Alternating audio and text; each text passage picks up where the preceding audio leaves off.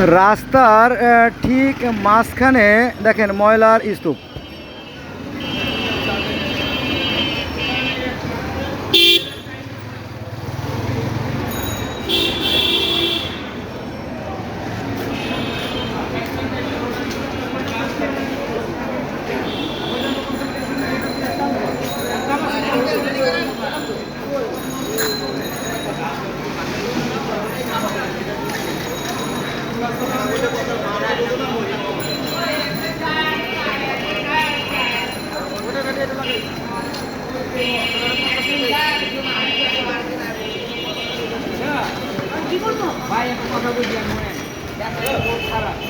এটা পুরান ঢাকার অত্যন্ত গুরুত্বপূর্ণ একটা রাস্তা।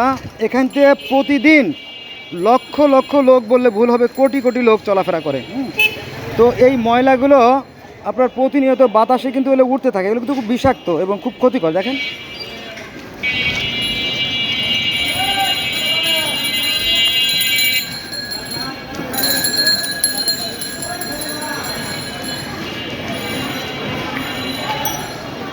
কি জিনিস গবেষণার ভিতরে নিয়ে যাচ্ছেন। তো বন্ধুরা, যেটা বলছিলাম যে এই যে যে ময়লা, এই যে প্লাস্টিক, এটা কিন্তু আপনার ক্যান্সারের জীবাণু বহন করে।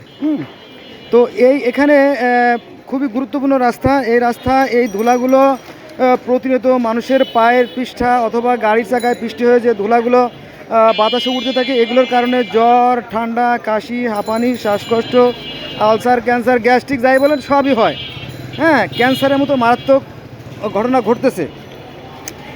আমাদের নিয়ম অনুযায়ী অর্থাৎ সৃষ্টিকর্তার বিধান অনুযায়ী আমাদের নির্মল বাতাস গ্রহণ করার কথা, অর্থাৎ অক্সিজেন গ্রহণ কথা। কিন্তু এই অক্সিজেনের সাথে বিভিন্ন কার্বন এবং এই জীবাণুগুলো যখন আমাদের ফুসফুসে ঢুকে যায়, তখনই আমরা মারাত্মক মারাত্মক রোগে আক্রান্ত হই।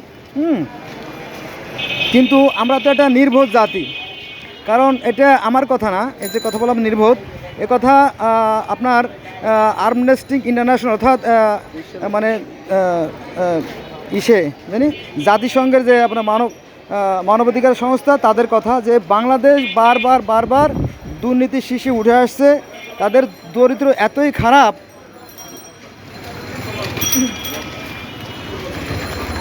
এটা ভাষায় ব্যক্ত করার মতো না আর কি। তো এগুলো জনস্বাস্থ্যের জন্য খুবই মারাত্মক এবং ঘরে ঘরে মানুষ অসুস্থ হচ্ছে, কোনো সন্দেহ নাই।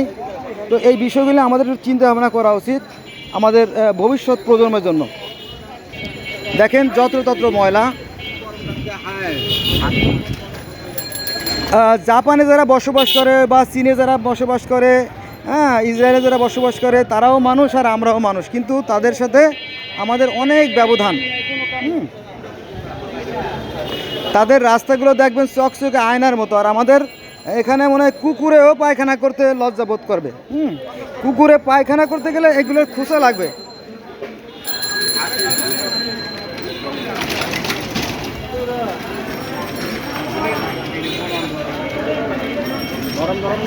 তো আমাদের এই জন্ম, মানব জন্ম হচ্ছে বৃথা জন্ম আর কি। হ্যাঁ,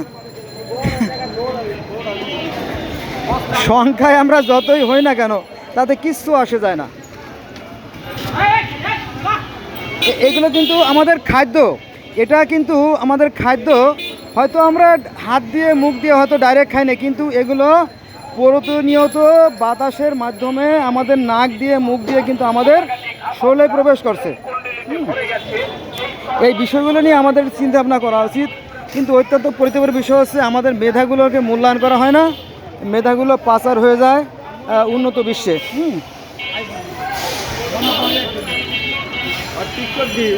এখন বর্ষাকাল, এখন হয়তো ধুলা উঠতেছে না, কিন্তু হ্যাঁ, এখানে ধুলা সারা বছরই উড়ে থাকে আর কি, এই বর্ষাকাল ছাড়া বাকি। কেমন? তো ধন্যবাদ সবাইকে এত সময় আমার সাথে থাকার জন্য।